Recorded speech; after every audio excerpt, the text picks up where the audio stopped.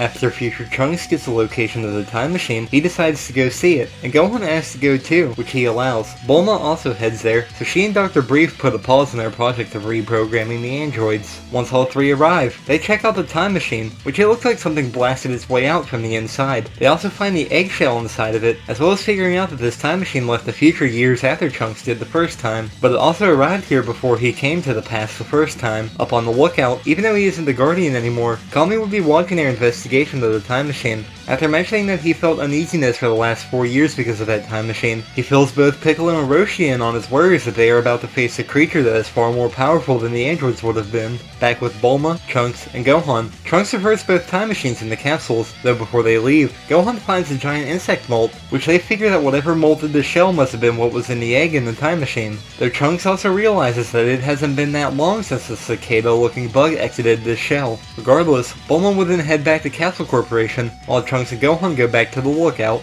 Though before they leave, Bulma says that she'll call them if anything happens. Back on the lookout, Kami would be watching what was happening on Earth, as he then asks, "What is that thing?" A confused Piccolo and Roshi would ask what he is talking about and ask if it has to do with this time machine he has been talking about. Then back with Bulma, who is currently on her ship, she would hear the news report about all the inhabitants of Ginger Town suddenly vanishing. After hearing this, she would realize that that was right where the time machine was. So, she would call Roshi again and tell them to watch the TV so that they could see the broadcast about Ginger Town. While they are watching it, Trunks and Gohan arrive, but the transmission cuts out when the reporter is attacked by an unknown creature. Then with Kami and Piccolo, Kami finally decided to merge back into one with Piccolo. After saying goodbye to Mr. Popo and Roshi, the two would merge, as Piccolo then left the lookout. Trunks also decided to go and check out what was going on, while the others stayed behind. Anyway, when Piccolo arrives in Ginger Town, the freak of nature approaches him. At the time, the creature was holding the richest man in Ginger Town, so Piccolo told the creature to let him go. This creature seemingly listened, but it then absorbed the man through his tail after letting him go.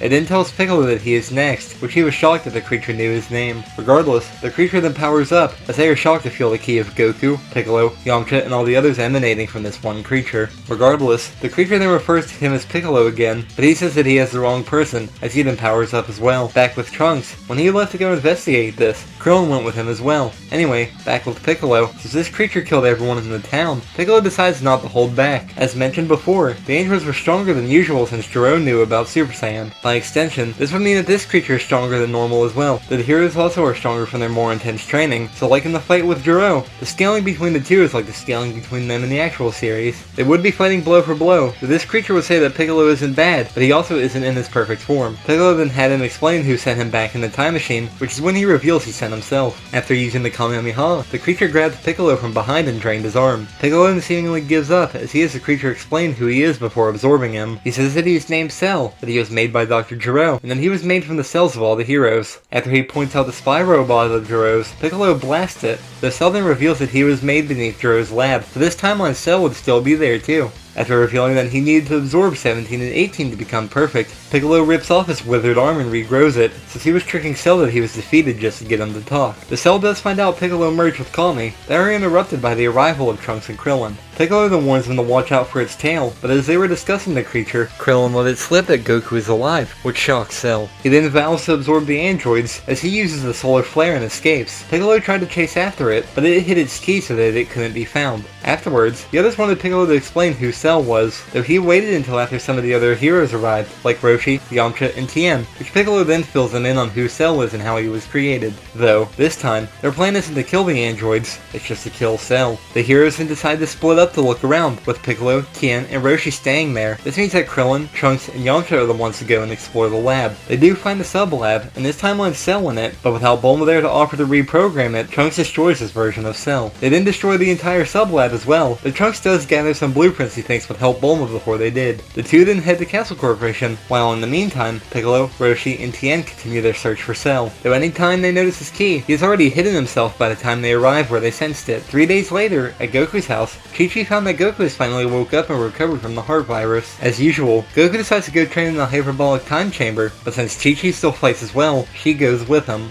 They would then go and meet up with all the heroes, as they were currently in the process of trying to find Cell. He would then fill them in on their plan, so they go up to the lookout together. Normally, Goku would plan on going first, but this time Roshi might ask Goku if he could go first. His reasoning for wanting to go first is that he is the guardian of Earth, so he should be the one to try and take on Cell. Goku would be fine with this, but they must decide who would go in with him. Every one of them could have been a good option, but I think Roshi would decide on taking Trunks in with him. He knows that Trunks wants to defeat the androids of his timeline, so this training could be helpful to Trunks. Also, Roshi would be able to teach Trunks the Kaioken, so the two go in together. The next day, while some of the heroes were at Kame House, they of course wouldn't be approached by the androids. Instead, they might be approached by Cell since he would have absorbed enough people to help him grow in strength. He also would have tried to search Dro's lab for the androids, but with the state of the lab, he likely assumed they were destroyed, since they weren't active. He even tried finding his time machine to go back in time again, but since Trunks took it, he had no luck. Currently, it would be Piccolo, Krillin, Yamcha, and Tien at Kame House, so Piccolo steps up to take on Cell. He'd start immediately with removing his weighted clothing, but he would lead Cell to an uninhabited island before they start to fight. While they are close in power, Cell would have the slight advantage, but Piccolo would be landing good hits of his own. Back at Kame House, the other heroes would decide to fly in and help Piccolo, so Yamcha, Krillin, and Tien all take off towards them. Back with Piccolo, since he was getting beaten down more than Cell, his power would start to drop, so he wouldn't be landing as many hits, if any. Though he would try to use an energy spear against Cell, but the creature takes the blast head on and comes out unscathed. Cell then punches Piccolo away, breaking his neck, before then lifting him up and blasting him through the chest, as he then throws Piccolo into the water. While Cell was doing this, he would be briefly caught off guard as he is hit by Tien, Yamcha, and Krillin, who were using the Kaioken times 20. Normally, these three wouldn't be able to do much to Cell, but with the Kaioken at their disposal, they have a better chance. They wouldn't be doing a lot of damage to the creature, they would just be making it hard for Cell to get hits in, since right after he is hit by one of the three, he's hit by another, and then the third hero, which this cycle continues. Though this cycle wouldn't last forever since Yamcha would eventually be the first one to drop out of the Kaioken form, as his body could no longer handle the strain. Cell would take this moment to knock Yamcha away, before turning his attention to Krillin and Tien. Without Yamcha there to help, the two wouldn't be able to stall Cell like they were previously. However, Tien would ask Krillin to stall Cell momentarily, as he had an idea. Krillin would agree, which he tried his best to stall Cell, though he had to push his Kaioken above 20 times to do so. Tien would then rise above Cell, and shout for Krillin to get out of the way, as he fired the Neo Tri-Beam at Cell. Normally, this can hold semi-perfect Cell in place, though he wasn't taking damage. With Cell being in his imperfect form, and Tien having the Kaioken, he might damage Cell, but only slightly, though Tien would have to limit how much he used the Kaioken, since the strain of it combined with the strain of the Neo Tri-Beam could be fatal to him. He would be able to hold Cell off for longer, which gives enough time for Roshi and Trunks to exit the hyperbolic time chamber, which Goku and Gohan are the next ones to go in the time chamber, while Roshi and Trunks leave right away, so that they could try and rescue Tien. On the way there, Roshi would make a quick stop at Kame House so that he could grab something. Anyway, when they arrive, Roshi would have Tien stop using the Tri-Beam so that he doesn't use all his energy. Unlike Vegeta and Trunks, Roshi and Trunks would attack Cell together, with them both using the Kaioken as well, though only Roshi has the mastered version. It wouldn't have given him the chance to recover from Tien's onslaught, so they would be knocking Cell around together. Since Tien didn't use all his energy, he would join in as well, though he probably couldn't push his Kaioken too high in his state. Regardless, Roshi would have an idea of his own to stop Cell, so he would have Trunks and Tien hold him off. Krillin would join in too, since he was still there, so the three would be distracting Cell for Roshi. In the background, Roshi would put a jar on the ground, as that is what he grabbed from Kame House. He would then start to use the evil containment wave, as he yells for the others to get out of the way. Once he fires it, they wait until the last second to move, so that Cell doesn't see it coming. We've seen Roshi steal away stronger fighters than him in the Tournament of Power, so he would be able to steal Imperfect Cell away here. If he had to, he would use the Kaioken to help trap Cell, but he would only use it in short bursts. Even though he mastered the Kaioken, he worried about combining the two, since both can be stressful on the body. After Cell is trapped in the jar, he would quickly put the cork in it so that he can't escape. The other heroes would come over, a little shocked that Roshi had managed to use the evil containment wave and survive, since when he last used it, he died.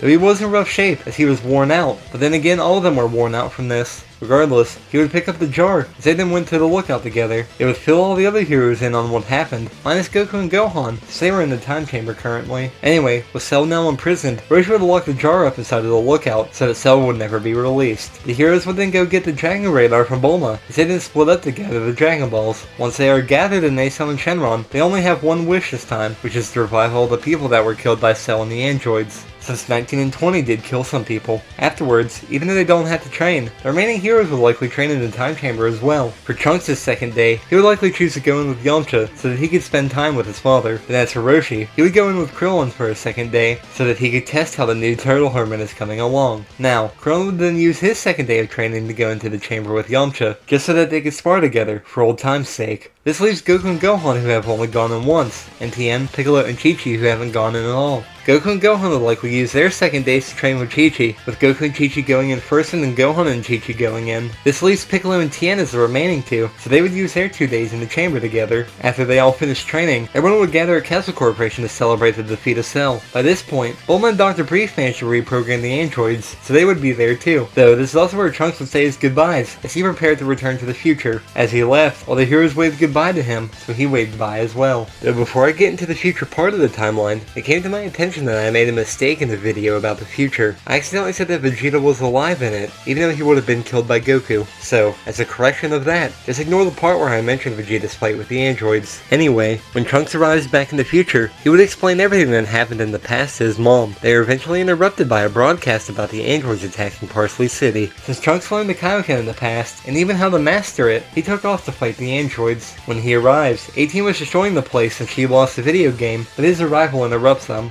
Since she was annoyed, she tried to blast and kill him, but he would go into his mastered Kaioken state and deflect it. He then used the blast of his own against her, destroying her in the process, which shocked 17. Regardless, he then knocked 17 away and blasted him to smithereens as well. After dropping to his regular form, he then returned home and let Bulma know that he defeated the androids. 3 years later, he was going to go to the past and let everyone know that the androids were defeated, but Cell was there watching him. Trunks called him out, as he knew he was there. Cell revealed himself. After talking briefly, he revealed that he defeated the androids, which shocked Cell. Regardless, he then knocked Cell away from the time machine and out into the wilderness. Once there, he went back into his mastered Kaioken state, as Cell tried to use a Kamehameha, though he quickly finished off Cell with his heat dome attack, as he then dropped to his base form. He then returned to Castle Corporation and let Bulma know that the world was in a time of peace once and for all.